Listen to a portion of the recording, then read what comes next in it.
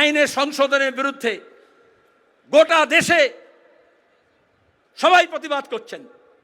শুধু বিজেপি আর ওই তৃণমূলের 5-6টা এমপি ছাড়া সবাই এককাট্টা হয়েছেন। তো কোথাও তো হাঙ্গামা হচ্ছে না, কোথাও তো দাঙ্গা হচ্ছে না। তাহলে কেন মুর্শিদাবাদে হলো? প্রশ্ন করব না, তদন্ত চাইব না। যতগুলো দাঙ্গা হয়েছে 2011-র পর থেকে আমাদের রাজ্যে একটাও বিচার বিভাগীয় তদন্ত হয়নি।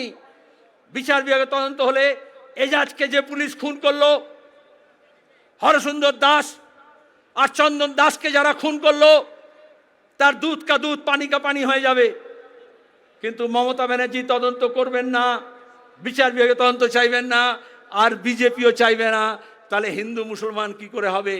আমরা চাইছি বিচার বিভাগে তদন্ত হোক, দোষীরা শাস্তি পাক, যারা ওখানে আক্রান্ত হয়েছে, ক্ষতিগ্রস্ত হয়েছে, লুটপাটের জন্য যাদের সর্বস্ব গিয়েছে, তাদের সমস্ত ক্ষতিপূরণ দিতে হবে।